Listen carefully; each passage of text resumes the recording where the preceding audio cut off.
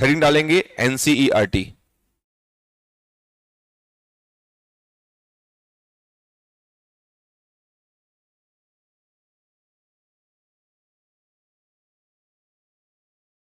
NCERT.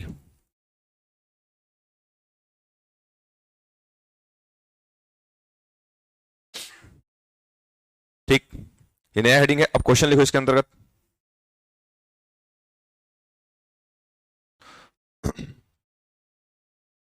देखो पहला question, इसका गठन।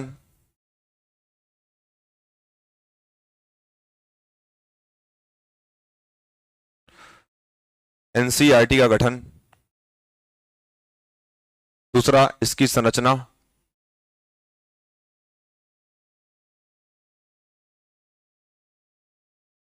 संरचना।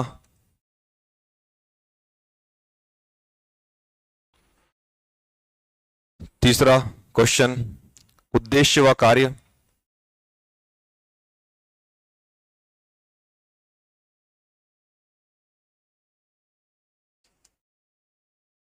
तीसरा क्वेश्चन है एनसीईआरटी का कार्य और उद्देश्य।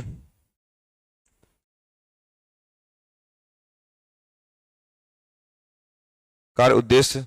चौथा, चुनौतियां।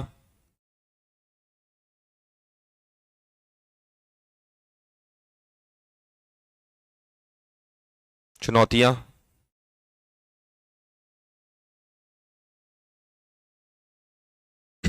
और लास्ट में लिखेंगे कार्यक्रम।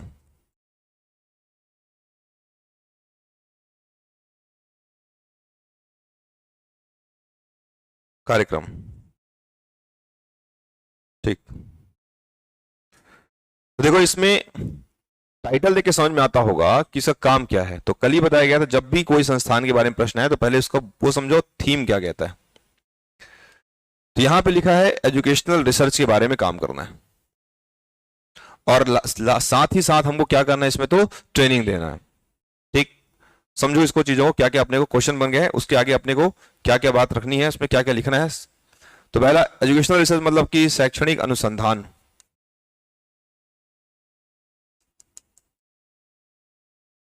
शैक्षणिक अनुसंधान।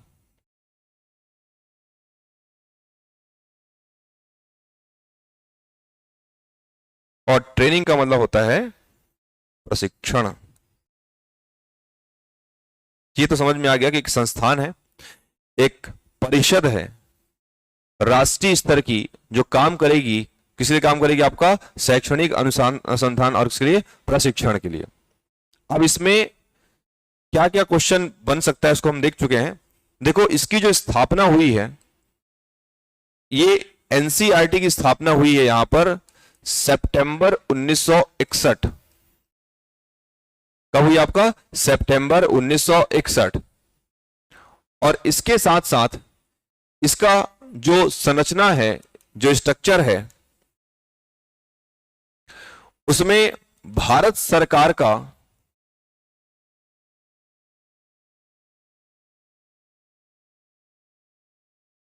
शिक्षा सलाहकार, और प्राय करके शिक्षा सलाहकार कौन होता है, ये किसी आईएएस वर्ग के व्यक्ति को बनाया जाता है। जैसे कृषि क्षेत्र में एक नाम आपने सुना होगा, एमएस स्वामीनाथन, ठीक है, उनको भी शामिल किया जाता है। वैसे ही जैसे हमारी जो नई एजुकेशन पॉलिसी है, उसके जो अध्यक्ष रह चुके हैं, उनका नाम है के कस्तूरी रंगन। तो वो वैज्ञानिक है, तो वैज्ञानिक को, साइंटिस्ट को, या किसी लोग प्रशासक को, एडमिनिस्ट्रेटर को ही इस क्षेत्र में शामिल किया जाता है, उसको हम इस भूमिका में शामिल करते हैं। इसे हम लोग क्या बोलते हैं, शिक्षा सलाहकार। इनका काम क्या होता है, इनका काम ये होता है कि ये केंद्र सरकार को, और केंद्र सरकार के अंतर्गत खास करके जो हमारे पास मंत्रालय होता है, उसका नाम क्या है, तो शिक्षा मंत्रालय। तो शिक्षा मंत्रालय में सबसे प्रमुख होगा शिक्षा मंत्री। कौन होगा, शिक्षा मंत्री। इनको एडवाइस करेगा कि भाई एजुकेशन के फील्ड में ये सारा काम हम कर सकते हैं। तो भारत सरकार का शिक्षा सलाहकार के साथ साथ दूसरा इसमें काम करेगा यूजीसी का चेयरमैन। कौन है इसमें आपका, यूजीसी का चेयरमैन। ऐसे लिखना नहीं है, मैं आपको केवल ढांचा बता रहा हूं। तीसरा इसमें काम करेगा डीयू का कुलपति। दिल्ली यूनिवर्सिटी का कुलपति, और इसमें जो मेंबर होंगे टोटल, उसमें 20 मनोनीत या 12 मनोनीत सदस्य होंगे। इसको राष्ट्रपति मनोनीत करेगा, तो 12 मनोनीत सदस्य। तो इतने लोग मिलते हैं और होती है, बनती है संरचना किसकी, आपकी एनसीईआरटी की। तो ये लोग क्या करते हैं, पूरा पॉलिसी बनाते हैं एनसीईआरटी के लिए। लेकिन इनका मेन थीम क्या है काम करने का, कि क्या इनका उद्देश्य होगा, क्या उनका कार्य होगा। तो इनके उद्देश्य और कार्य को लिखना चालू करते हैं या सोचना चालू करते हैं क्या क्या हो सकता है। देखो पहली बात तो इनका जो कार्य का जो क्षेत्र है, इनके कार्य का क्षेत्र होता है कक्षा 1 से लेकर के कक्षा 12वीं तक, उसके ऊपर ये नहीं जाएंगे। तो अगर कक्षा 1 से 12वीं तक की बात हो रही है, मतलब इनका जो कार्य का क्षेत्र है ये केवल और केवल जो स्कूली शिक्षा है वहीं तक रहेगा।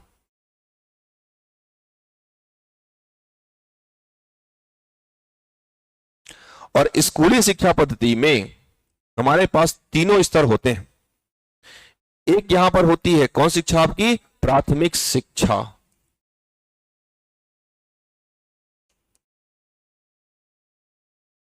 दूसरा हम इसे कहते हैं उच्च प्राथमिक शिक्षा, इसी को आप बोलते हैं माध्यमिक शिक्षा बोलते हो।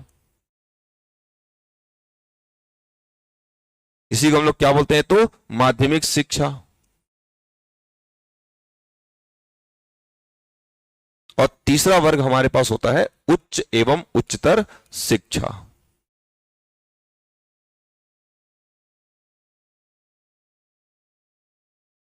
स्कूली शिक्षा।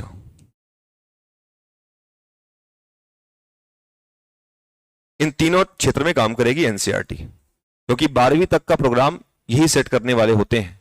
कौन सेट करती है, आपका एनसीईआरटी। अगर एनसीईआरटी आप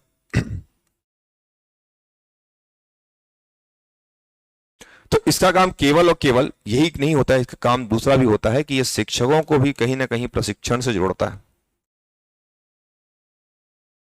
शिक्षकों को क्या करेगा, तो प्रशिक्षण से जोड़ेगा। जैसे थीम हमारा क्वेश्चन ये है ना, अभी ध्यान रखना, अभी केवल हम एक आउटलाइन बना रहे हैं क्या क्या चीजें हो सकती है। तो शिक्षकों को प्रशिक्षण देने के लिए जैसे मान के चलो अभी कुछ कार्यक्रम चल रहा है, एक कार्यक्रम है उसका नाम है आपका निष्ठा। क्या नाम उसका, निष्ठा कार्यक्रम। अब निष्ठा कार्यक्रम जब चालू हुआ तो इसका जो सेकंड वर्जन आता है, इसी के बाद आता है, उसे हम बोलते हैं निष्ठा 2.0। इसको और अपडेट किया गया निष्ठा 3.0। अब इसी को क्वेश्चन बना पूछ लेगा 4 नंबर में, 2 नंबर में, क्या है ये, ठीक है। और ये क्वेश्चन पूछा गया है किसके बारे में, आपका तो निष्ठा के बारे में। बाकी सारे प्रश्न एकदम प्रैक्टिकल हैं, ये क्वेश्चन फैक्ट वाले होते हैं। जैसे कोई कार्यक्रम चालू हो रहा है, ठीक, जैसे मान लो एक, जैसे हम बात करेंगे एनईपी की बात करते हैं, नेशनल एजुकेशन पॉलिसी। इसके अंदर एक कॉन्सेप्ट था जिसे कहते हैं एकेडमिक बैंक ऑफ क्रेडिट। ये ऐसा क्वेश्चन में आया था कि क्या है ये, तो इसने एक कार्यक्रम चालू किया था, उसका नाम क्या था आपका, एकेडमिक बैंक ऑफ क्रेडिट। मतलब इसमें ये जानकारी होती जब आप इसको पढ़ते हैं। इसमें बहुत सारे कार्यक्रम हैं, उनमें एक कार्यक्रम ये भी है कि इसके अंतर्गत सभी छात्रों के अंकों को डिजिटल रूप में संग्रहित किया गया था, ताकि कल को जैसे आप कभी जाओ माध्यमिक शिक्षा मंडल रायपुर की वेबसाइट में अपना नाम डालेंगे, क्लास रोल नंबर डालेंगे, तो आपको आपका पूरा का पूरा क्या मिलता है, मार्क शीट मिलता है। अगर वहां उपलब्ध ना रहे और आपको आवश्यकता पड़ जाए तो फिर कहां भागोगे। ठीक वैसे ही जब आपका मूल्यांकन, क्योंकि छात्रों का जब मूल्यांकन करना होता है तो छात्रों के मूल्यांकन का एक मानक होता है, उनके द्वारा प्राप्त किए गए अंक। तो छात्रों के मूल्यांकन के लिए एक डेटाबेस तैयार किया गया था, एक डेटाबेस तैयार किया गया था, और उस डेटाबेस के अंतर्गत अंकों को डिजिटल माध्यम में संग्रहित किया गया।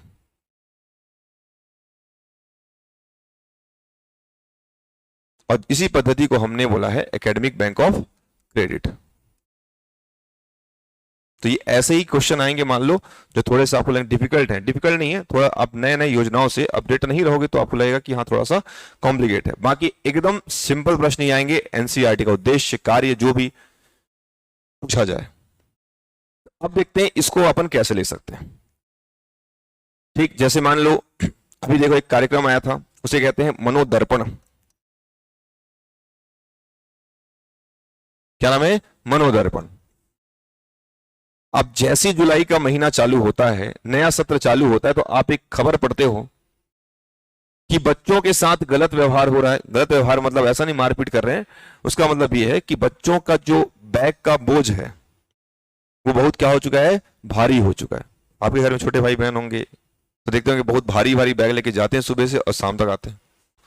तो हर साल एक कमेटी बैठती है कि ठीक है, let we think over it, कि हाँ कैसे हम इनके बैग के बोझ को क्या कर सके, कम कर सके, है ना। बच्चे एकदम वाकई में बहुत ज्यादा बोझिल होते हैं, सुबह से लेकर एक अलग अलग ही लेवल का उनके पास टेंशन, असाइनमेंट पर असाइनमेंट। तो उस पर विचार किया जाता है कि कैसे इनके इस बोझिल शिक्षा व्यवस्था को कम किया जाए। तो इसके लिए हमने फिर डे स्कूल कॉन्सेप्ट चलाया कि देखो ऐसा है कि बच्चा बैग लाएगा नहीं, बच्चा बैग स्कूल में छोड़ के आएगा, वहीं जाए, वहीं पढ़े, ना पढ़े और शाम को वापस आ जाए बैग को वहीं छोड़ करके।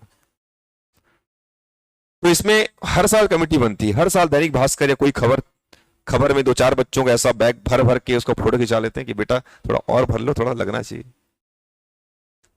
ताकि थोड़ा सा एक तरह से मन में, है ना, करुणा की भावना उत्पन्न हो कि लगे हाँ यार वाकई में बचपन से इतना ज्यादा मतलब बोझिल शिक्षा व्यवस्था में शामिल करना भी जरूरी नहीं है। लेकिन वही है, पेरेंट्स स्वयं बोलते हैं कि नहीं, बच्चे को एक्स्ट्रा क्लासेस, ट्यूशन व्यूशन सब दिलवाओ, इसको खाली मत छोड़ो, बहुत बदमाश है ना, चुरा चुरा के शक्कर खा रहे घर में। तो ये सारी व्यवस्था क्यों कर रहे हैं, ये सारी समितियां क्या करती हैं? एक चीज और समझना, अभी हाल फिलहाल का मैं आपको बता रहा हूं केस क्या हुआ था एनसीईआरटी के मामले में। देखो जो विषय मैं पढ़ा रहा हूं इसमें आपको केवल दिशा मिलेगी, बस फैक्ट आपको रेयरली मिलेगा। तो एनसीईआरटी में अभी यूपी गवर्नमेंट की बात है, 1 महीने पहले की बात है, आई थिंक इसी महीने की बात है, यूपी गवर्नमेंट एक चीज मना कर दी कि यार देखो we are not ready to accept the NCERT books for first and second class, कि हम पहली और दूसरी कक्षा के लिए हम एनसीईआरटी की बुक तो नहीं ले सकते, क्योंकि सरकार को तो खरीदना पड़ता है केंद्र सरकार से, तो बांटेगी। तो बोला कि specially for first and second class हम लोग एनसीईआरटी नहीं लेंगे। ये आदित्यनाथ योगी सरकार का स्टेटमेंट था, उनकी कैबिनेट ने इसको एक्सेप्ट किया कि नहीं लेना। रीजन बोले क्यों? इसी महीने की शुरुआत में तो आपने बोला था आप लोगों की सारी किताबें छप चुकी है अब तो इसीलिए कभी कभी केंद्र और राज्य के बीच तनाव भी होता है, हालांकि उस पर ध्यान नहीं देते हम लोग, फिर भी इसको लेके कहीं ना कहीं क्लैश चलता है। तो फिर बोला कि रीजन बताओ, तो इन्होंने बोला देखो हमारे कैबिनेट का सोचना ऐसा है कि अगर हम फर्स्ट सेकंड क्लास से बच्चे को हम नेशनल लेवल की बुक पढ़ाएंगे तो बच्चा स्टेट का पढ़ेगा, राज्य का पढ़ेगा, राज्य के जिले का पढ़ेगा, वहां के ब्लॉक का पढ़ेगा। पहले तो प्राइमरी इंफॉर्मेशन किसकी होनी चाहिए उसके पास? राज्य की होनी चाहिए। तो हम उसको ऐसे बुक को कंपाइल करके देंगे जिसमें राज्य के बारे में जानकारी हो। ठीक है, we are not avoiding the national issues, हम भारत की स्तर की बातों को नहीं हटा रहे, हाँ साथ में हम राज्यों को भी इसमें क्या करें तो शामिल करें। And that is a very good initiative from which is taken by the UP government. करना भी चाहिए, अगर आपको अपने राज्य के बारे में ढंग से नहीं पता है तो आप नेशनल जान के क्या कर लोगे। दूसरा, चुनौतियां की बात अगर करें तो देखो एनसीईआरटी की किताबों में, अब आप लोग कभी एनसीईआरटी पढ़े भी नहीं होगे तो इसलिए आपको शायद चीजें कि एक किताबों की तरह लगे, जब सिलेबस के थ्रू चलते हैं तो देखो इसमें मैंने बोला है चुनौती ये होता है, मैंने कल ही बताया था कि चुनौती मतलब क्या, कि इस पे काम करना, इस पे सिलेबस पर। तो उसमें एक जैसे मान लो ये जो गोधरा कांड हुआ था गुजरात में, ट्रेनें जलाई गई थी और फिर सांप्रदायिक तनाव बहुत उत्पन्न हो गया था, अगर आपने कभी खबर पढ़ी होगी तो, ये बहुत पहले की बात है। तो उस कांड से संबंधित जो पार्ट है उस पार्ट को भी उन्होंने एनसीईआरटी के सिलेबस से क्या किया तो हटा दिया। बोला कि नहीं, इसको पढ़ने से क्या होता है ना कि बच्चों में एक प्रकार संप्रदायवाद की भावना क्या हो जाती तो पैदा हो जाती है। तो एनसीईआरटी के सामने चुनौती ये रहती है कि भाई हम एक ऐसा परिवेश एक ऐसा सिलेबस बनाए जिससे कि एक स्वस्थ परिवेश का विकास बच्चे के मस्तिष्क में हो, ना कि ऐसा कुछ संप्रदायवाद जैसे समस्याएं उसके दिमाग में क्या होना तो पनपना चालू हो जाए। ठीक है, इसमें कुछ स्टेटमेंट भूतपूर्व प्रधानमंत्री और वर्तमान प्रधानमंत्री अटल बिहारी वाजपेयी के द्वारा था। वो स्टेटमेंट था नरेंद्र मोदी जी के नाम से, उसमें परिवर्तन किया गया ताकि कल को बच्चा वो दिमाग में लेकर के ना आए कि आगे चल के उसको फिर सोशल इश्यूज का सामना करना पड़े, कोई संप्रदायवाद की जैसी चीजों का सामना करना पड़े। तो इस सिलेबस को उन्होंने सिलेबस से चीजों को क्या कर दिया तो हटा दिया। तो इसलिए एनसीईआरटी का सिलेबस भी बदला जा सकता है। ये पार्ट है एनसीईआरटी की 12th क्लास में शामिल था। जब 12th क्लास में बच्चा लगभग 17-18 साल का हो ही जाता है, तब तक चीजों को वो समझ सकता है। तो इसलिए उन्होंने सिलेबस में थोड़ा सा क्या किया तो फेरबदल चालू किया।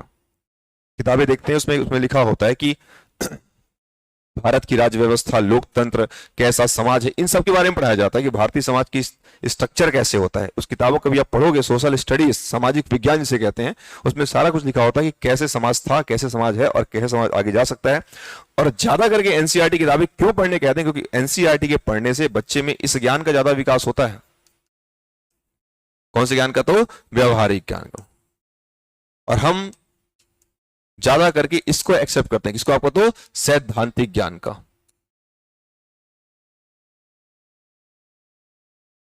बच्चे को ये चाहिए, क्या चाहिए आपको, व्यवहारिक ज्ञान। इसलिए हर चैप्टर के लास्ट में एक प्रायोगिक प्रश्न होता है कि अगर ऐसा हो तो क्या होगा, अगर वैसा हो तो क्या होगा। यही खामियां हमारे एससीईआरटी में होती है।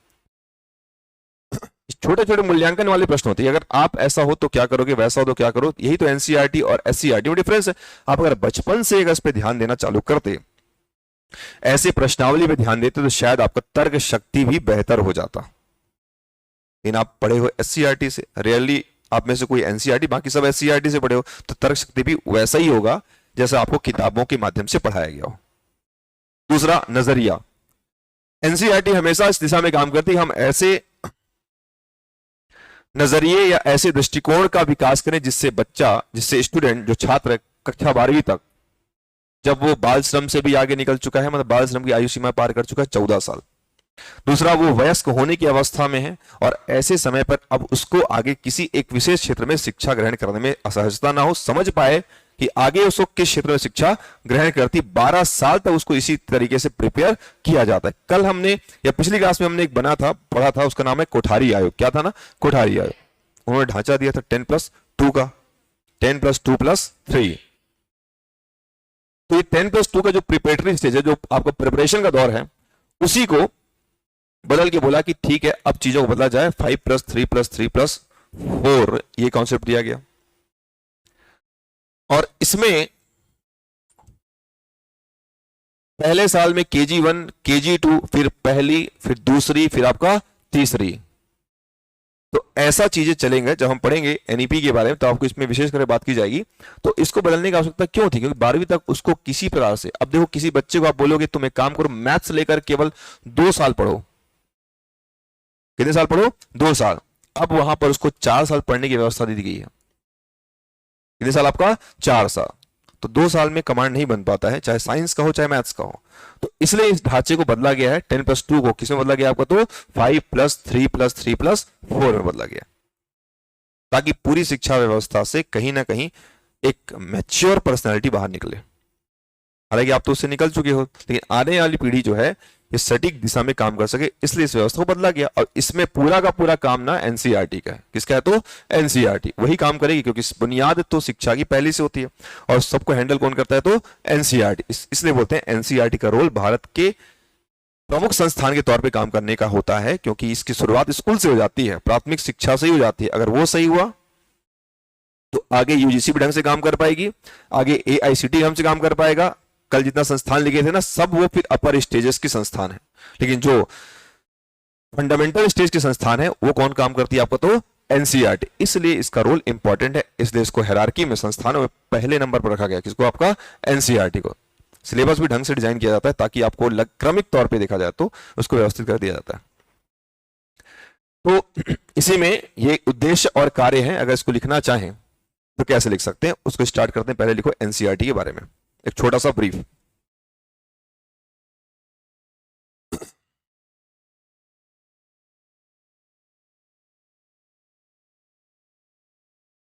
देखो इसमें पहला पॉइंट, पहला चीज लिखें, एनसीईआरटी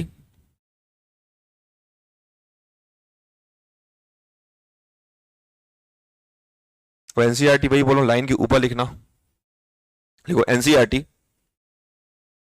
की स्थापना सितंबर 1961 में, सितंबर 1961 में एक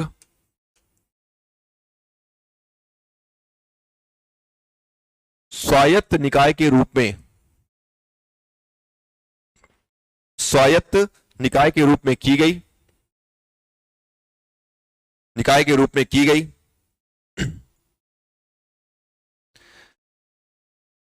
इस परिषद की भूमिका, इस परिषद की भूमिका स्कूली शिक्षा में, इस परिषद की भूमिका स्कूली शिक्षा में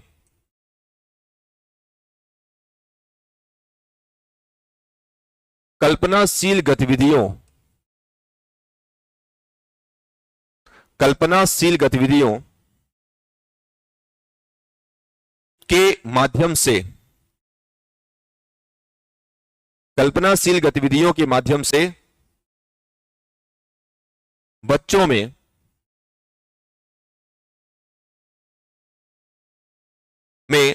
शैक्षणिक बोध का विकास करना है। शैक्षणिक बोध, अब ऐसे हैवी हैवी शब्द हैं, धीरे धीरे आएंगे। शैक्षणिक बोध का विकास करना है, लेकिन मात्रा वात्रा गलत मत करना, वही पहले बोल दिया हूं। शैक्षणिक बोध का विकास करना है। इसका मुख्यालय नई दिल्ली में है।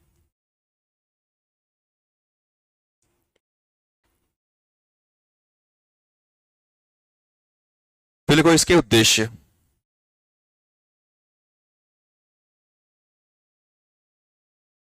उद्देश्य पहला अनुसंधान,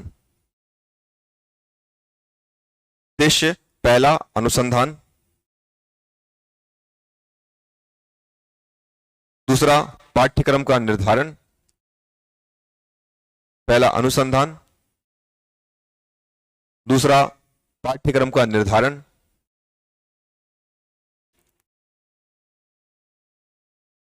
तीसरा शिक्षा के क्षेत्र में, स्कूली शिक्षा के क्षेत्र में, तीसरा स्कूली शिक्षा के क्षेत्र में रणनीति और रूपरेखा तैयार करना,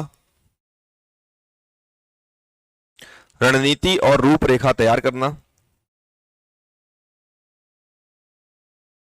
तीसरा स्कूली शिक्षा को या स्कूली शिक्षा के क्षेत्र में,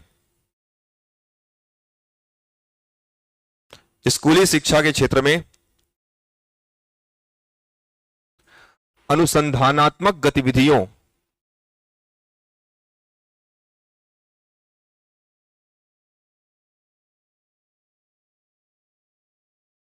अनुसंधानात्मक गतिविधियों को प्रोत्साहित करना, को प्रोत्साहित करना,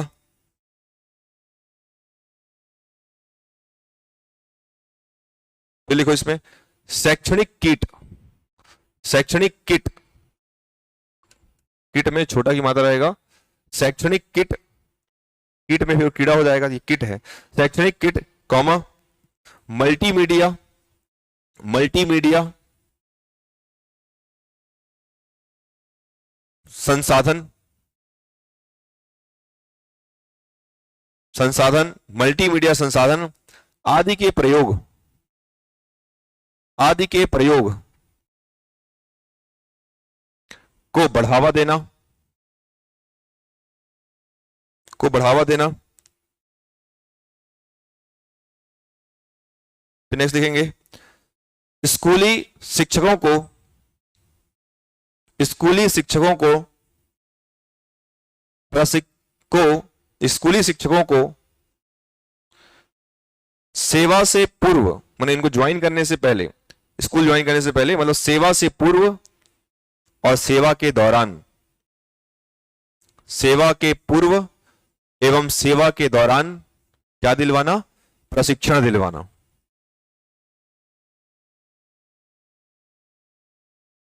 जिससे जिससे अध्ययन के क्षेत्र में, अध्ययन के क्षेत्र में गुणवत्ता, नवाचार, गुणवत्ता कौमा नवाचार और रोजगारोन्मुखी, रोजगारोन्मुखी शिक्षा का विकास हो।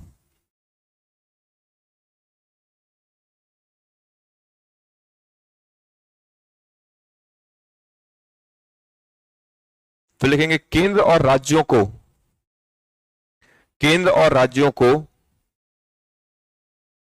स्कूली शिक्षा में,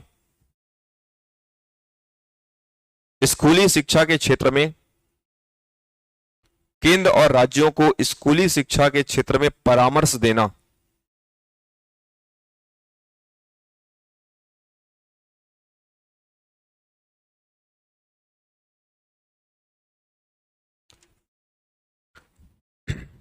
फिर लिखेंगे इसी में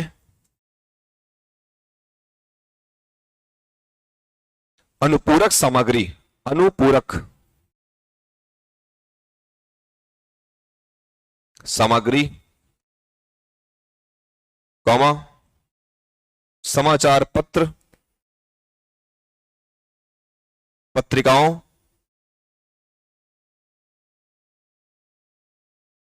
एवं साहित्यिक पत्रिकाओं, साहित्यिक पत्रिकाओं का प्रकाशन करना, साहित्यिक पत्रिकाओं का प्रकाशन करना।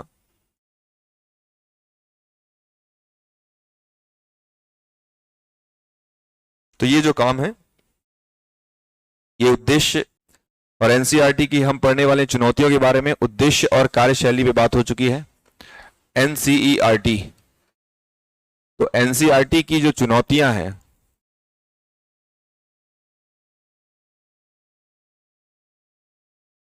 ठीक है, देखो तो लिखो, पहला पॉइंट लिखो इसमें, पाठ्यक्रम का, पाठ्यक्रम का या पाठ्यक्रम के संबंध में विवाद, पाठ्यक्रम के संबंध में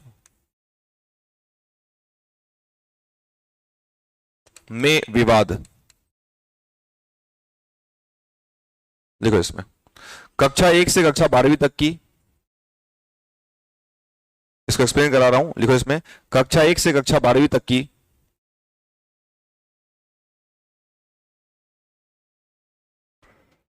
कक्षा 1 से कक्षा 12वीं तक की पाठ्यपुस्तकों में विशेषकर ऐतिहासिक व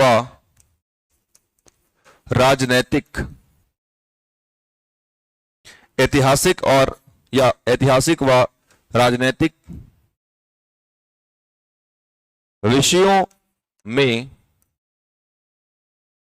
विषयों में कई स्थान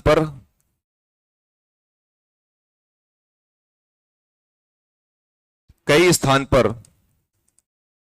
असंतुलन दिखाई पड़ता है,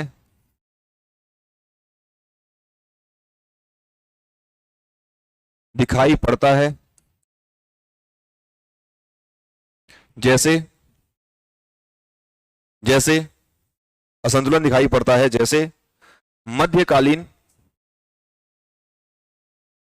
मध्यकालीन इतिहास में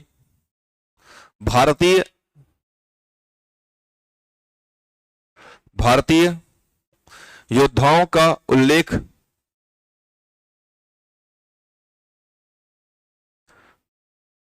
कम एवं भारतीय योद्धाओं का उल्लेख कम एवं विदेशी सत्ता का उल्लेख अधिक किया गया है। विदेशी सत्ता का उल्लेख कम किया गया है, सॉरी अधिक किया गया है। विदेशी सत्ता का उल्लेख अधिक किया गया है। इसमें लिखेंगे कक्षा 12वीं की एनसीईआरटी किताबों में, कक्षा 12वीं की इसी में कंटिन्यू, कक्षा 12वीं की एनसीईआरटी किताबों में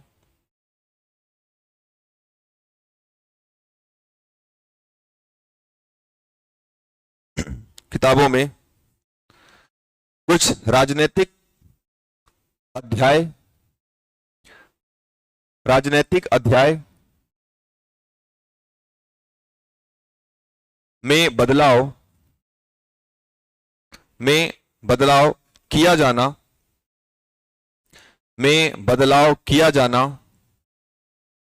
इनके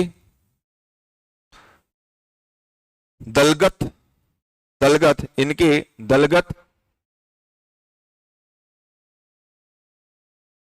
पक्षपात को दिखाता है।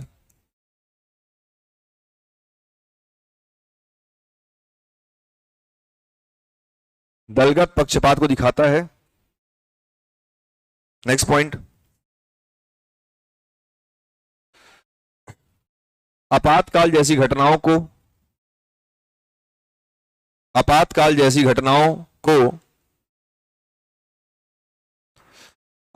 उसी में कंटिन्यू करना है। आपातकाल जैसी घटनाओं को एवं सांप्रदायिक पहलुओं को, पॉइंट चेंज करने बोलो तब चेंज करना, अभी चलने दो उसी में ही। आपातकाल जैसी घटनाओं को एवं सांप्रदायिक पहलुओं को, आपातकाल जैसी घटनाओं को एवं सांप्रदायिक पहलुओं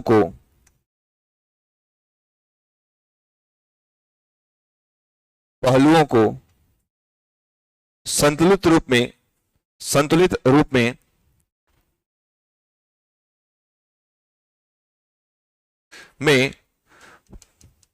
प्रदर्शित नहीं किया गया है।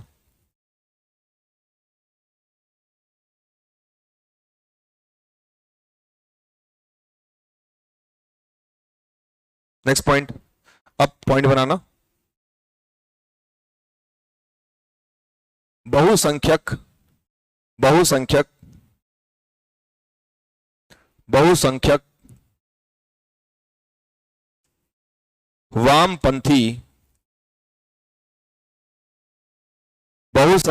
वामपंथी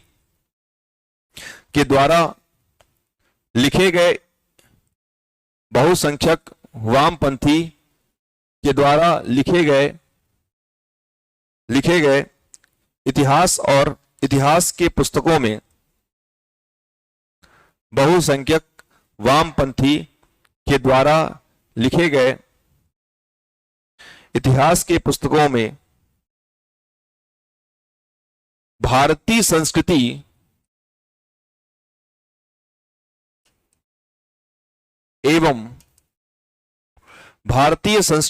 एवं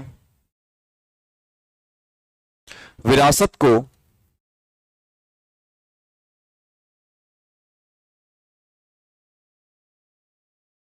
दबाने का आरोप, भारतीय संस्कृति और विरासत को दबाने का आरोप लगाया गया है। बहुसंख्यक वामपंथी द्वारा लिखे गए इतिहास की किताबों में भारतीय संस्कृति और विरासत को दबाने का आरोप लगाया गया है। ठीक, अब पहला चेंज करना। उपरोक्त उदाहरण एनसीईआरटी की स्वायत्त प्रकृति पर सवालिया निशान खड़े करते हैं। उपरोक्त उदाहरण एनसीईआरटी की, उपरोक्त उदाहरण एनसीईआरटी की स्वायत्त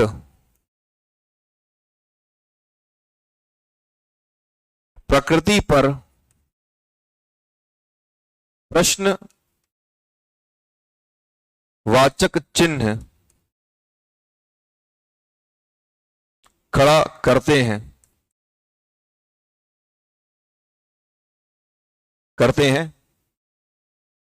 प्रश्नवाचक चिन्ह खड़ा करते हैं। ऐसे में एनसीईआरटी को निष्पक्षता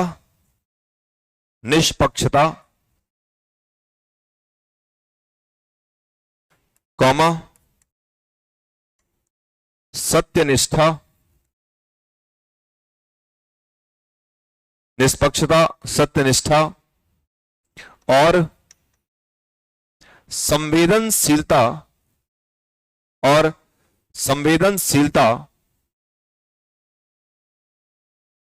आदि को ध्यान में रखते हुए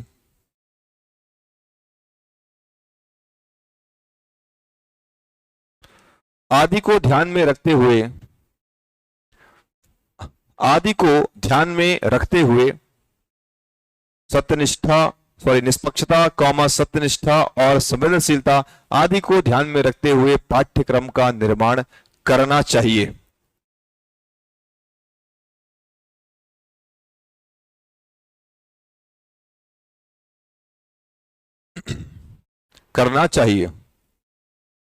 क्या क्या लिखे हम लोग? निष्पक्षता और क्या है? सत्यनिष्ठा और संवेदनशीलता को ध्यान में रखते हुए पाठ्यक्रम का निर्धारण करना चाहिए।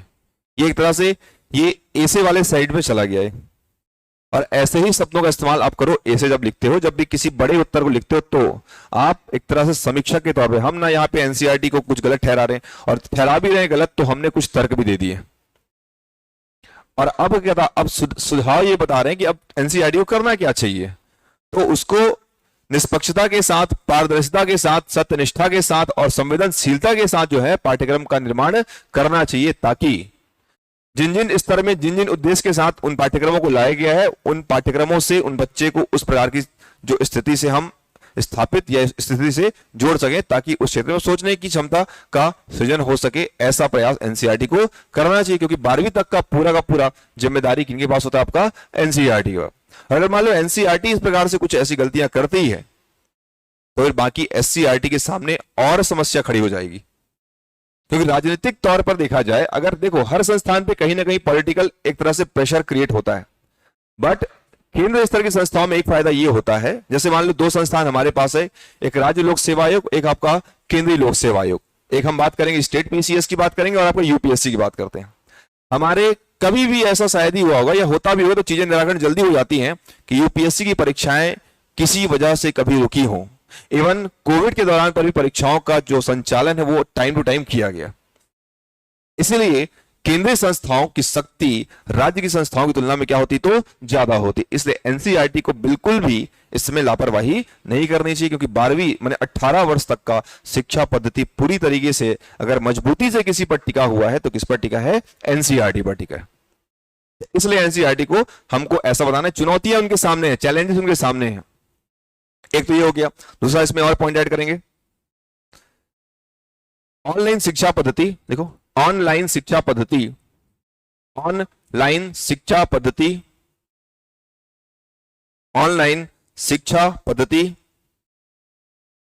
संबंधित चुनौतियां, इसी का है। चुनौती की बात कर रहे हैं तो पहला हमने बोला ठीक है पाठ्यक्रम के संबंध में विवाद, तो दूसरा एक पॉइंट और बनाए होगे। अभी तीसरा पॉइंट ये बनाओगे ऑनलाइन शिक्षा पद्धति के संबंध या ऑनलाइन शिक्षा पद्धति से संबंधित चुनौतियां, ऑनलाइन शिक्षा पद्धति से संबंधित चुनौतियां। अब देखो इसको कैसे लिखना है। आपको ही मालूम है जब कोविड आया था तो उस समय पर समस्या हुई थी सबसे ज्यादा एजुकेशन के साथ। सबसे पहले संस्थान को ही बंद कराया जाता था, क्योंकि वहां पर स्कूल में बच्चे जा रहे हैं तो उनकी स्वास्थ्य को ध्यान में रखते हुए सबसे पहले हमने स्कूल को बंद करवा दिया। कॉलेज तो वैसे ही बंद रहते हैं अधिकतर समय पर। तो स्कूल में अब ये जिम्मेदारी इनके पास ये थी, अगर मान लो बच्चे स्कूल ना जाकर के घर पर बैठे तो उनको हम एजुकेशन दिलाएं कैसे।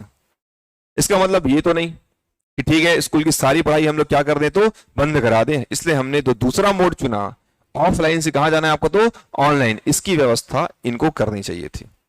एनसीईआरटी कुछ हद तक तो ठीक ठाक कार्यक्रम को संचालित भी किया, ऐसा नहीं है। राज्य सरकार ने बहुत सारा काम किया, आप सुने भी होंगे, जैसे बुलटू के बोल, है ना, ठीक है, जैसे कि मोहल्ला माने कि शिक्षा तुहर द्वार कार्यक्रम चलाया गया, है ना। मोहल्ला जो स्पीकर के माध्यम से हम जो पढ़ा रहे थे, लाउड स्पीकर के माध्यम से सब प्रयास किए जा रहे थे। अगर सोचोगे ये पहले भले एक मजाकिया तरीके से लगती, बट इन पहलों को करना या ये कार्यक्रम चलाना सरकार की जिम्मेदारी है। नहीं तो एक ऐसी विकलांग पीढ़ी पैदा होती शिक्षा के क्षेत्र में जो एक गैप को भर देती, और वो फिर गैप सदा सदा के लिए बना रहता, क्योंकि हर साल एक नया पीढ़ी जनरेशन हमारे इस देश में काम के लिए आता है। तो इतने गुणवत्तापूर्ण संस्थान का अगर हम 1 या 2-3 वर्ष भी अगर मान लो शिक्षा पद्धति को रोक देंगे, तो सोचो वो 2 वर्ष किस कदर गुजरेंगे आगे। मतलब 2 साल का प्रभाव हमारे देश की अर्थव्यवस्था या शिक्षा क्षेत्र में किस प्रकार से नकारात्मक रूप में पड़ेगा। इसलिए एनसीईआरटी को ये कहा जाता था, ये कहा गया है कि मान लो जब अगला कभी ऐसा कुछ सीन बनता है तो ऐसी व्यवस्था रखें जिससे हमारा जो ये स्टूडेंट एंड संस्थान का जो कम्युनिकेशन है वाया ऑनलाइन मोड पे यथावत क्या रहे, तो बना रहे। लेकिन फिर वही बात है कि यहां पर टेक्नोलॉजी का इस्तेमाल होगा, यहां पर हम नेटवर्क का इस्तेमाल करेंगे। आपको भी पता है कि प्रत्येक ग्रामीण अंचल में नेटवर्क कनेक्टिविटी उतनी प्रॉपर नहीं है। अगर रहे भी तो टीचरों को डिसिप्लिन वे में बच्चों को एडुकेट करने का जिम्मेदारी भी लेना पड़ेगा, लेकिन टीचर स्वयं उस कार्यक्रम के लिए पहले ट्रेंड किए जाए तब तो काम कर पाएंगे। तो समस्या माने जिम्मेदारी केवल एनसीईआरटी पे, इसलिए एनसीईआरटी समय समय पर शिक्षकों को भी क्या देती है, आपका प्रशिक्षण देती है। ठीक है कि अब ये समय टेक्नोलॉजी का दौर है, ये पूरा 21st सेंचुरी, ये आपका प्रौद्योगिकी युग का दौर है। तो अब इस युग में अगर कोई भी व्यक्ति, चाहे मैं हूं चाहे आप हो, क्योंकि आगे चल के प्रशासन को भी इससे कनेक्ट किया जा रहा है, आपका टेक्नोलॉजी से कनेक्ट किया जा रहा है। तो शुरुआत तो यहीं से करनी होगी, क्योंकि शुरुआत भी यहीं से होता है, क्योंकि बुनियाद पूरे सोसाइटी की इसी शिक्षा पर आधारित है, और उसकी जिम्मेदारी किसके कंधों पर, आपका एनसीईआरटी कंधों पर है। तो देखो इसमें आपका कोविड के दौरान या कोविड से पूर्व कोविड से पूर्व स्कूलों में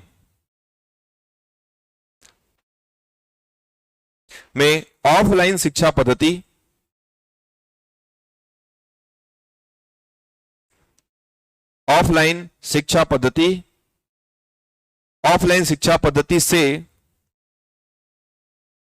से शिक्षण का कार्य होता रहा था।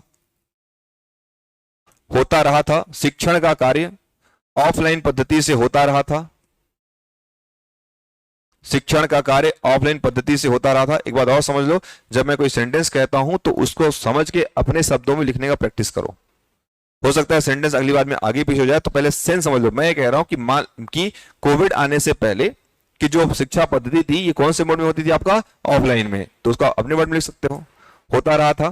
परंतु देखो इसमें, परंतु इस महामारी के पश्चात शिक्षा पद्धति के ऑनलाइन मोड की अनिवार्यता प्रासंगिक नजर आती है। कोविड या इस महामारी के पश्चात शिक्षा पद्धति में ऑनलाइन शिक्षा पद्धति की मांग अनिवार्यता दिखाई पड़ती है। ऑनलाइन शिक्षा पद्धति की मांग अनिवार्यता दिखाई पड़ती है।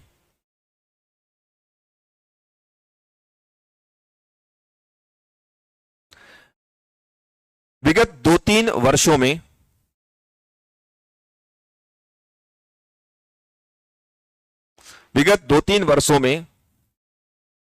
ऑनलाइन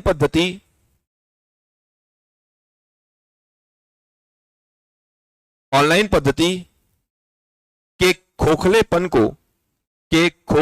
को ऑनलाइन पद्धति के खोखलेपन को आसानी से देखा गया, जिसे दुरुस्त करने, जिसे मजबूत करने या जिसे सुधारने की, जो शब्द अच्छा लगता है, जिसे दुरुस्त करने, मजबूत करने या सुधारने की, दुरुस्त, मजबूत या सुधारने, एक ही शब्द लिखना कोई भी, दुरुस्त, मजबूत या सुधारने की जिम्मेदारी एनसीईआरटी की है। चलो, तो ये एनसीईआरटी के चैलेंजेस हो गए। अब चलते हैं कुछ कार्यक्रम जिसको हम बाद में इलैबोरेट करेंगे। हेडिंग डालो यहां पर, एनसीईआरटी के प्रमुख कार्यक्रम। एनसीईआरटी के प्रमुख कार्यक्रम, इसको मैं बाद में डील करूंगा, पहले लिख लो क्या क्या कार्यक्रम है।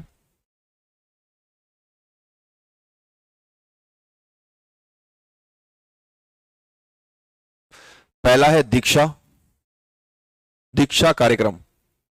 शॉर्ट में हम इसको एक्सप्लेन कर लेते हैं। दीक्षा कार्यक्रम क्या है? देखो इसमें इस पोर्टल की, अच्छा इसमें लिखना है अपने को, इस कार्यक्रम की शुरुआत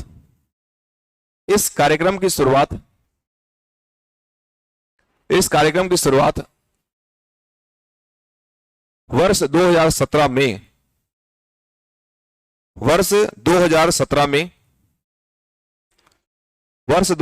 में शिक्षा मंत्रालय के द्वारा की गई।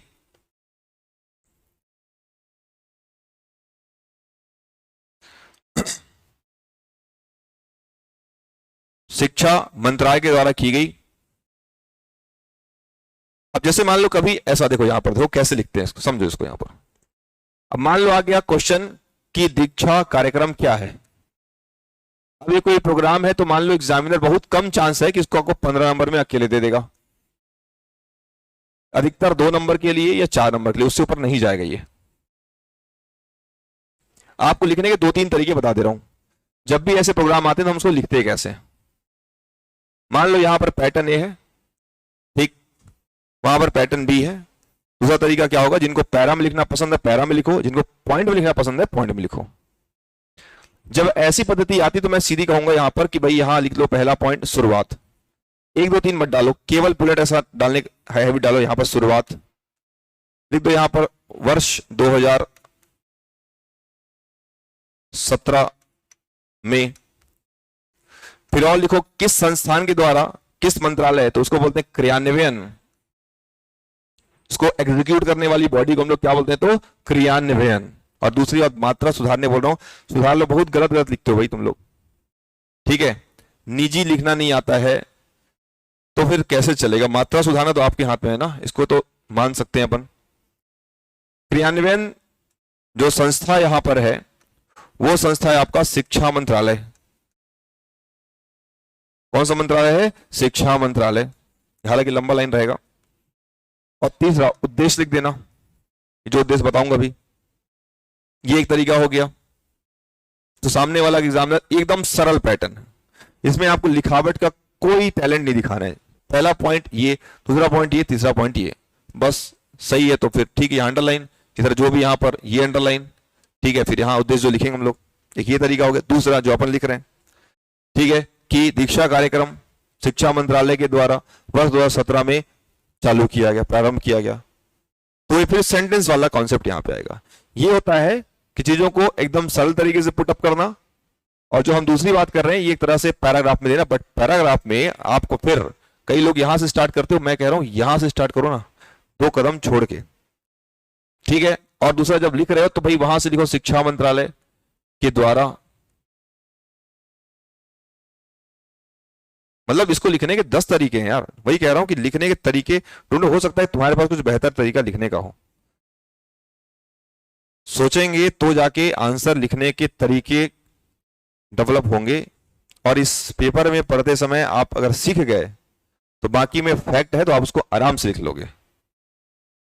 और ये भी कह दे रहा हूं कि आप इसमें कुछ भी करो या ना करो, 200 में मैं बता चुका हूं पहले ही, इसका स्टैंडर्ड मार्क्स है 110 नंबर। सोचो अच्छे बच्चे, यूपीएससी ओरिएंटेड बच्चे भी इसमें इसके ऊपर नहीं जा पाते हैं, और एवरेज बच्चा भी मान लो यहां से 90 नंबर गिरे पटे हालत में यहां पर मिलेगा आपको, लेकिन 20 नंबर के अंदर बहुत होता है, 20 में पूरा खेल खत्म हो जाता है। खेल तो खैर 2 नंबर में खत्म हो जाएगा। मैं कह रहा हूं कि जो रेंज है ना यहाँ पे लगभग 20 अंक का, ये कहां से आता है? जिसका प्रेजेंटेशन ज्यादा सुंदर दिखाई पड़ेगा उसको अंक ज्यादा मिलेंगे, बस यही चीज सीखना होता है। मैं क्या लिख रहा हूं, सामने वाले को मजा आएगा, लिखने में नहीं आएगा, ये भावना लिखोगे ना तो आपको राइटिंग ऑटोमेटिक सुधर जाएगी। लिखते समय ये ना सोचो ना यार टेस्ट लिया गया हम फालतू लिख रहे हैं, वैसा नहीं। और जिस बच्चे में चीज आ गया तो मान के चलो फिर उसका आंसर स्किल ऑटोमेटिक, कोई लेखन शैली नहीं है, केवल सिंपल आंसर लिखने का आदत डालो। सिंपल, जितना हो सके सामने वाले को चेक करने में, पढ़ने में जितना अच्छा लगेगा उतना नंबर आपको मिलेगा। और ये भी कह दे रहा हूं कि कभी कभी है ना, अब इतनी सारी कॉपियां होती, गलत कंटेंट पर भी नंबर मिलते हैं। उसकी राइटिंग इतनी सुंदर रहती है, उसका प्रेजेंटेशन इतना सिस्टमेटिक रहता है कि सामने वाले कंटेंट कम, एकदम सिस्टमेटिक प्रेजेंटेशन, नंबर मिल जाते हैं उसको। आप सोचते कंटेंट ज्यादा लिखेंगे नंबर मिलेगा, वो अप्रोच ठीक बात है, बट कंटेंट अगर है तो उसका अगर मान लो प्रेजेंटेशन सही तो आपको नंबर फिर नहीं मिलेगा, ये भी आप मान लो। अंडरलाइन कहना मतलब ये नहीं कि एक लाइन पूरा आपने पूरा अंडरलाइन खींच दिया, ऐसे करे, ऐसा भी नहीं करना है। आपने कुछ कुछ एकदम विशिष्ट शब्दों को ही हमको क्या करना होता है, अंडरलाइन करना होगा। और ये पहली क्लास से कह रहा हूं कि भाई अंडरलाइन करने की हैबिट डालो, और अब तो मालूम होना चाहिए किन किन शब्दों के नीचे अंडरलाइन रखना है, कहां नहीं रखना है। ये धीरे धीरे आएगा, ऐसा नहीं है तुरंत नहीं आएगा, बट वही कह रहा हूं कि इतना समय मत लगाना इसमें। एक तरीका ये होता है, दूसरा तरीका ये होता है। कोई भी कार्यक्रम हो, जैसे मान लो बेटी बचाओ बेटी पढ़ाओ आ गया, या फिर जैसे मान लो अभी मुख्यमंत्री जी ने कोई कार्यक्रम चालू किया हमारे छत्तीसगढ़ में कि ये कार्यक्रम उन्होंने चालू किया, इस पर टिप्पणी लिखो। 2 नंबर का आ गया, 4 नंबर का आ गया, अब क्या लिखोगे? 4 नंबर का है मतलब 6 लाइन तुम्हारे पास है, उस लाइन को तुमको भरना है सामने वाले को बिना तकलीफ दिए। तो पहला पॉइंट शुरुआत, दूसरा स्थान, अगर कहीं स्थान भी है मान लो, तीसरा उद्देश्य, 3 लाइन हो गया, बात खत्म। इसको बोलते हैं स्ट्रक्चर, कि प्रश्न, हर प्रश्न का अपना अपना एक स्ट्रक्चर होता है। अगर वो सीख गए, अगर वो तुमको सेट करना आ गया तो बस सब काम फिर ऑटोमेटिक धीरे धीरे आसान हो जाएगा। लेकिन ये थोड़ा थोड़ा समय लगेगा, इसलिए कह रहा हूं बार बार कि इस पर थोड़ा समय दो और इसको थोड़ा सीखने का प्रयास करो, है ना। तो मैं पैरा में लिखा रहा हूं, इसको चाहो तो आप ऐसा लिख सकते हो, एक आध प्रयास करना, एक आध। चलो तो अपन क्या लिखें इसमें, सबसे पहले तो इस कार्यक्रम की शुरुआत वर्ष 2017 में शिक्षा मंत्रालय के द्वारा की गई। ठीक, अब आगे लिखो इसमें, इसका उद्देश्य, इसका उद्देश्य, इसका उद्देश्य कक्षा 1 से कक्षा 12वीं तक, इसका उद्देश्य कक्षा 1 से कक्षा 12वीं तक की किताबों को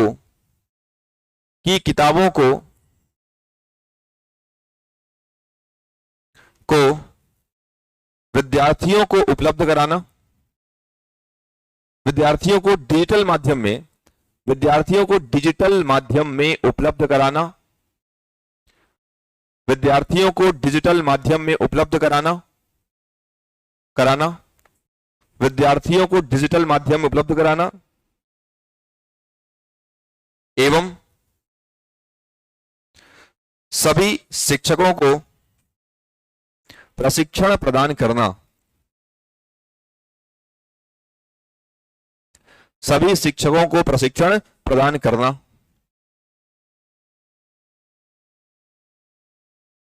सभी शिक्षकों को प्रशिक्षण प्रदान करना,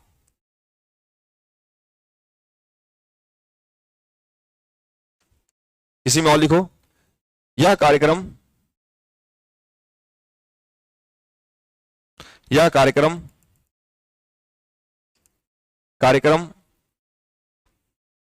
इस कार्यक्रम के अंतर्गत, इस कार्यक्रम के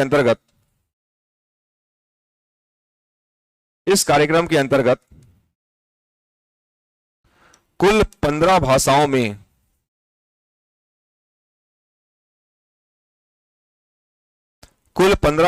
में अध्ययन सामग्री उपलब्ध कराई जा रही है,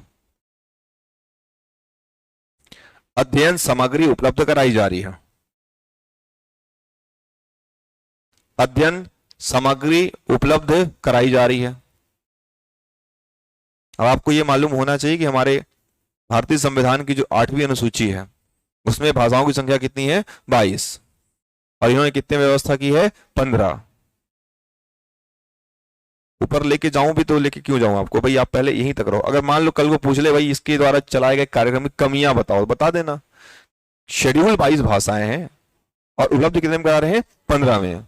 बट बेवजह मत बोलना जब तक तुमसे आलोचना कहने ना कहे तो। ये वो स्थान है जहां पे अप्रोच जाएगा नहीं आपका, जहां आपको जाना पड़ेगा, नहीं तो फिर बैठे बैठे फिर केवल केवल सुनोगे लिखोगे। खोजना पड़ेगा आपको नुक्स, वहां पे नुकसान कि मान लो कि शिक्षा मंत्रालय ने अपना नाम बदला है। अभी बताऊंगा शिक्षा मंत्रालय क्या है। कि पहले ये था मानव संसाधन विकास मंत्रालय था। चलो थोड़ा उसी को देख लेते हैं यहां पर, तो इसको हाँ, अब मान लो इस पे आ गया क्वेश्चन कि शिक्षा मंत्रालय पर ठीक कुछ लिखना हो मान लो, तो क्या लिखोगे? तो भाई देखो, एक मैं आपको सिनॉप्सिस बता रहा हूं। इसका पूर्व नाम था आपका मानव संसाधन विकास मंत्रालय।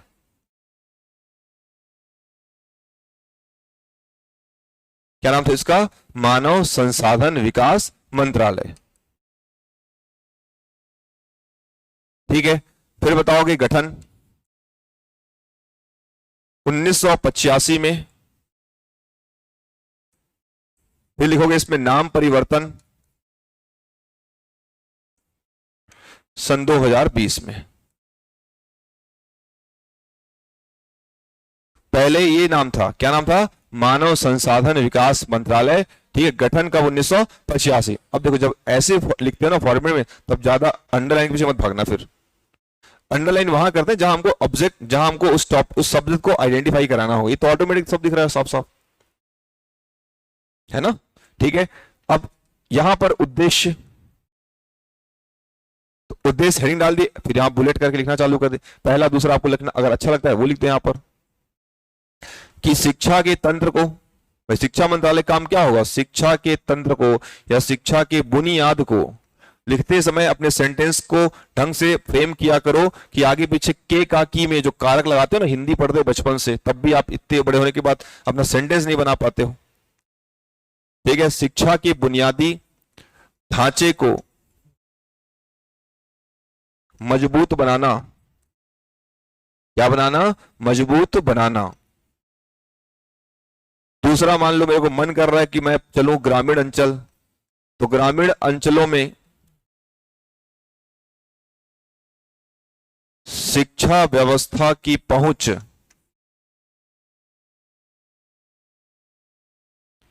सुनिश्चित कराना या सुनिश्चित करना।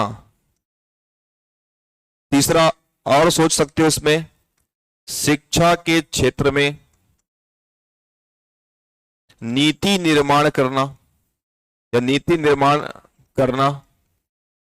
और मेरा मन कर रहा है कि मैं आर्थिक बाधाओं को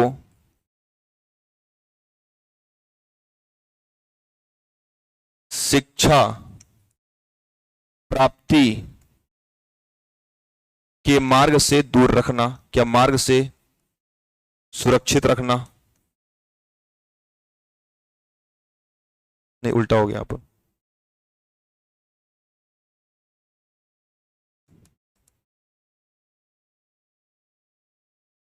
शिक्षा प्राप्ति से अलग रखना। और मान लो मन कर रहा लिखने का एक आध और लिख सकते हैं यहां पर, एजुकेशन फॉर ऑल, मतलब वंचित वर्गों व पिछड़े वर्गों को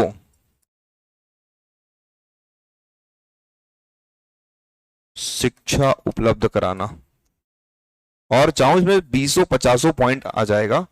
अब पहले सोचो तो सही।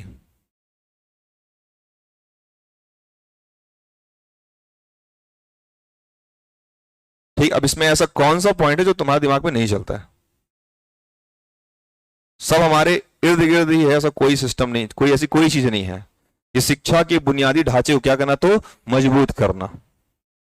या फिर दूसरा हमने क्या बोला? ग्रामीण अंचलों की शिक्षा व्यवस्था या ग्रामीण अंचलों में शिक्षा व्यवस्था की पहुंच को क्या करना? सुनिश्चित करना। ये कौन करेगा? शिक्षा मंत्रालय काम तो वही है। ठीक है, ये भी लिख सकते हो ना, बिना बताए कि शिक्षा मंत्रालय के प्रमुख कौन होते हैं, तो शिक्षा मंत्री होते हैं। और मन करे मान लो बढ़ाना तो नाम लिख देना, बट नाम मत लिखना, ज्यादा थोड़ा पॉलिटिकल इशू ना बन जाए कहीं।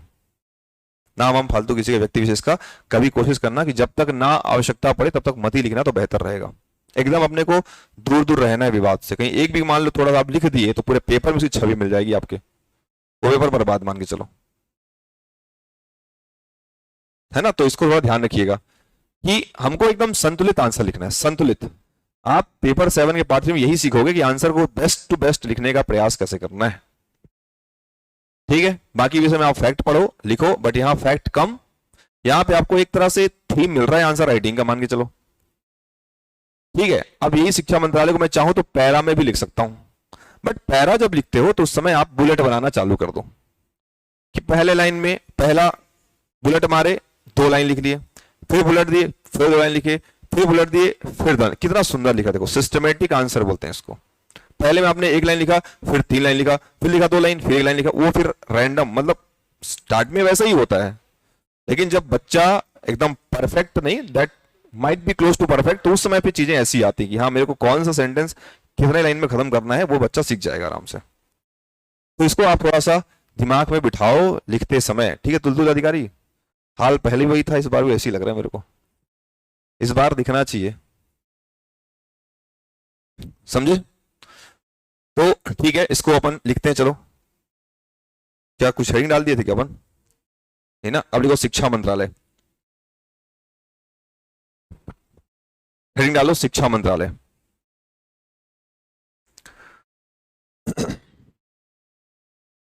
तो नोट करो, चलो तो फटाफट नोट करो स्पीड से।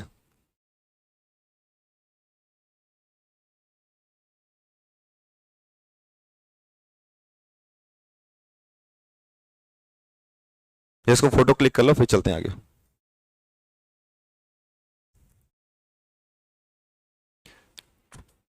तुम्हारा जो नोट्स है और जो बुक, इसके बाहर तभी पढ़ना जब ये दोनों हो जाएं, कि मेरे विषय में आपको यही करना है, एक तो नोट्स, दूसरा बुक। उसका आप उसका कुछ भी पढ़ो, पहले इतना पढ़ लो कम से कम।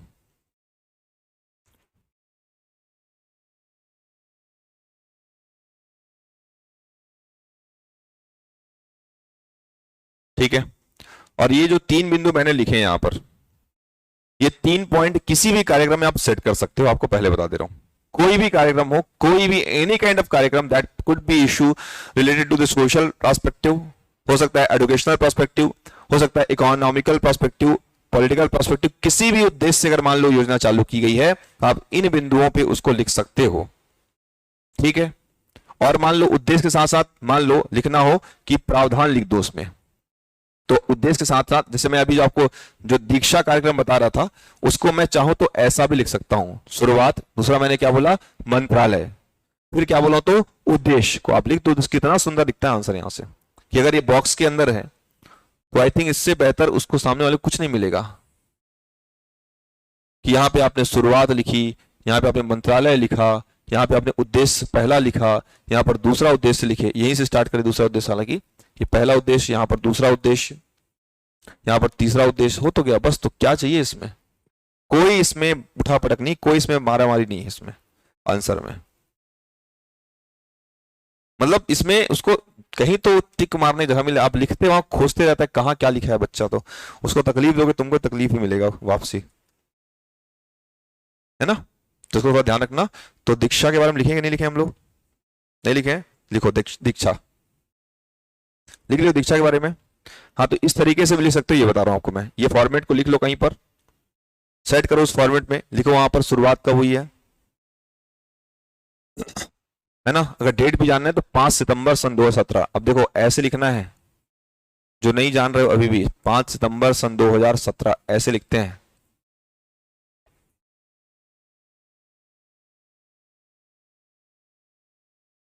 अब आप बोलोगे कि ये ऊपर वाली लाइन में टच ना हो जाए, तो तुम लिखे क्यों ऊपर वाली लाइन में इतना, क्यों नीचे तक झूल जा रहा है वो। ठीक है, तो इसको भी ध्यान रखना कि पूरे लाइन में चीजें एकदम से बराबर से चलनी चाहिए, तब तो ऊपर लिख पाओगे 5 सितंबर 2017, तो ऊपर टच नहीं होगा। नहीं तो फिर ऊपर वाली लाइन के जो वर्ड्स हैं उनके बीच में उसको सेट करने का प्रयास करना चालू कर दोगे। हाँ तो गैपिंग बहुत कम है तो मेंटेन करो ना, वहां कह तो रहा हूं। उतना कम भी नहीं रहता है कि आप उसमें रहता है पर्याप्त मात्रा में, इतना भी नहीं रहे कम एकदम क्लोज। उनको भी पता है ना भाई कि स्टैंडर्ड 2 में थोड़ा ज्यादा लाइन और 15 में थोड़ा कम लाइन, तो लिखो ऐसा कि वहां पर चीजें, चलो ये फॉर्मेट है, इसको याद करो। जब भी कोई कार्यक्रम बोलूं तो इसी तरीके से ही लिखना अब, है ना। चलो तो अब लिखते हैं दूसरा कार्यक्रम, उसका नाम है आपका निष्ठा। निष्ठा, पहला दीक्षा हो गया, दूसरे का नाम क्या है तो निष्ठा कार्यक्रम। देखो देखो निष्ठा कार्यक्रम के बारे में बता रहा हूं आपको।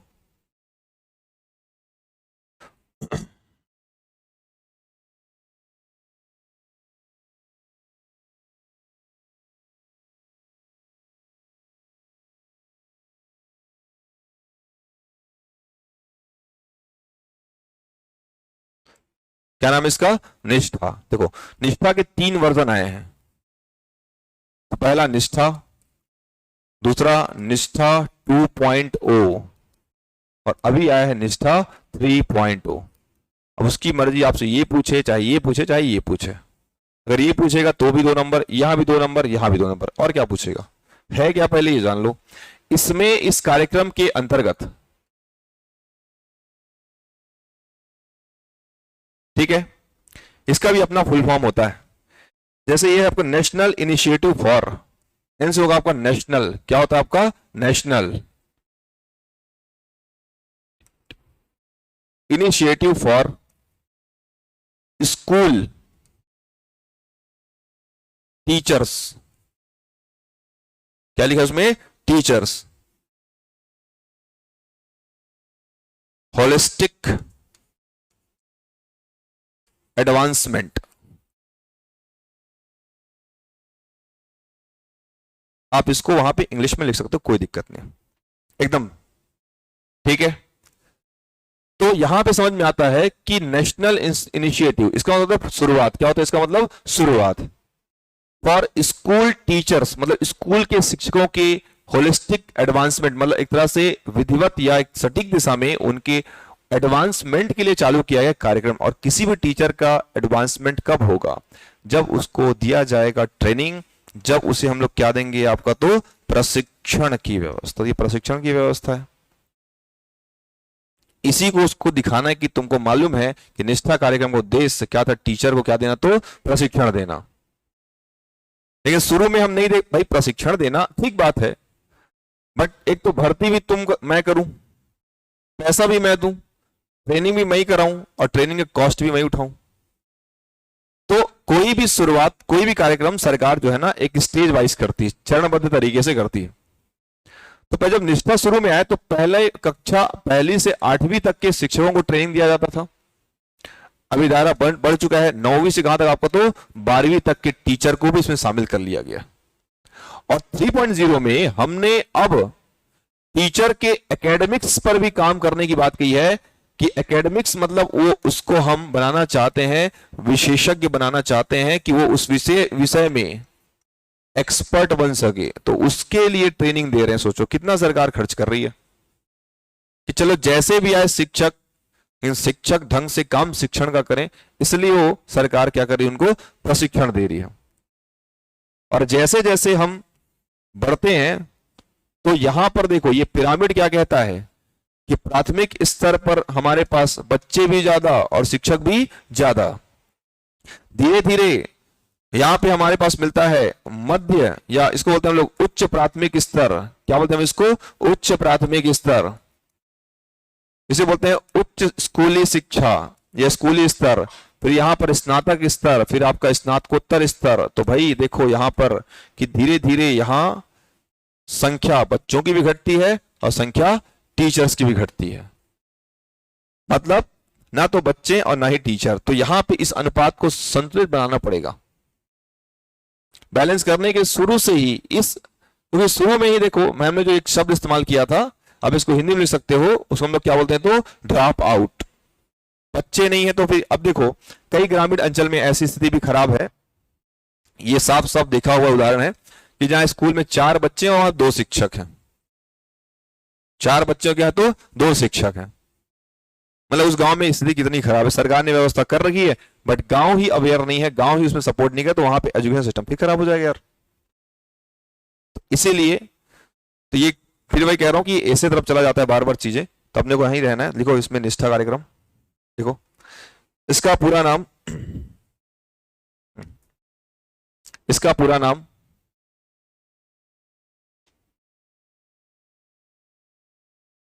नेशनल इनिशिएटिव फॉर, इसका पूरा नाम, फिर वही लाइन के ऊपर लिखना था ना, देखो कैसे लिखने बोला इंग्लिश को, लाइन के ऊपर लिखो ना। देखो यहां पर इसका, अब ये सब भी सिखाना पड़ेगा, इसका पूरा नाम देखो, यहां इसका पूरा नाम नेशनल, ऐसे लिखते हैं बेटा, देखो national initiative for school teachers, national initiative for school teachers holistic advancement, holistic advancement, advancement, इसका पूरा नाम, या इसका पूरा नाम ये है, लिख दो वहां पे आगे है। इस कार्यक्रम का है ना, ये पहला पॉइंट हो गया। दूसरा पॉइंट बनाया उसी में ही, वहां लिखिए उद्देश्य, उद्देश्य,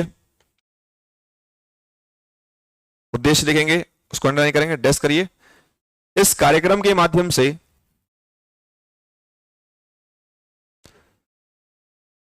शिक्षकों के प्रशिक्षण की व्यवस्था की गई है। इस कार्यक्रम के माध्यम से शिक्षकों को प्रशिक्षित करने का उद्देश्य, या शिक्षकों को प्रशिक्षित करना है। इस कार्यक्रम के माध्यम से शिक्षकों को प्रशिक्षित करना है। अब मान लो आपका मन करे दूसरा सेंटेंस लिख लें, तो यहां कर सकते हो कि शिक्षकों को प्रशिक्षण प्रदान करना है। ठीक है, अब लिखो इसमें प्रावधान। इसके प्रारंभिक चरण में, इसके प्रारंभिक चरण में, प्रारंभिक चरण में, इसके प्रारंभिक चरण में कक्षा 1 से कक्षा 8वीं तक के शिक्षकों को, कक्षा 1 से कक्षा 8 तक के शिक्षकों को प्रशिक्षण उपलब्ध कराना, प्रशिक्षण उपलब्ध कराना,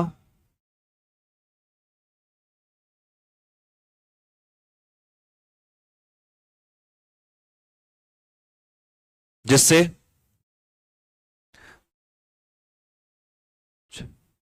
जिससे प्राथमिक एवं उच्च प्राथमिक स्तर पर, प्राथमिक एवं उच्च प्राथमिक स्तर पर, प्राथमिक एवं उच्च प्राथमिक स्तर पर,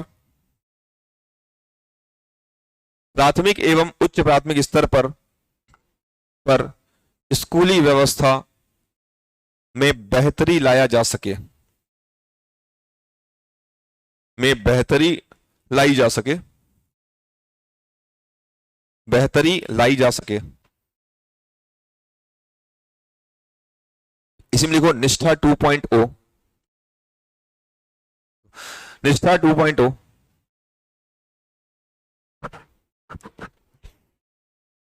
निष्ठा कार्यक्रम में, निष्ठा कार्यक्रम में विस्तार करते हुए, निष्ठा कार्यक्रम में विस्तार करते हुए निष्ठा 2.0 संस्करण,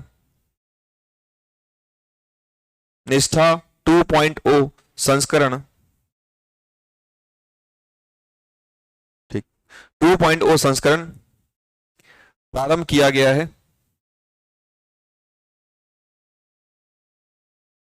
राइटिंग सुधारो, इतना गलत गंदा लिख रहे हो।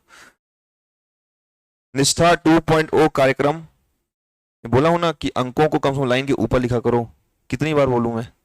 2.0 निष्ठा 2.0 कार्यक्रम संस्करण प्रारंभ किया गया है, जिसमें कक्षा 9 से 12वीं के शिक्षकों, कक्षा 9 से 12वीं के शिक्षकों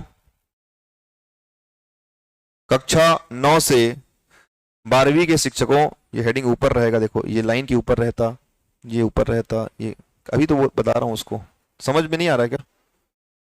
समझ पा रहे हो क्या बोल रहा हूं मैं? तो वैसा करो ना, फिर हैबिट खराब हो जाएगा।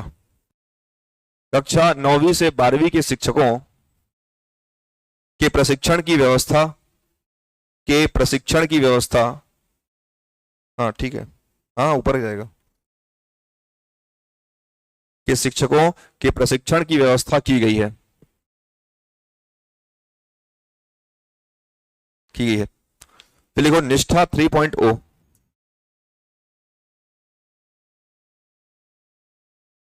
सब निष्ठा का ही संस्करण है, न्यू एडिशन बोलते हैं ना, जैसे कि नया नया मॉडल आता है, तो मान लो इसी में नया नया मॉडल आ रहा है, निष्ठा 3.0, इसमें लिखो, इसमें शिक्षकों को, इसमें शिक्षकों को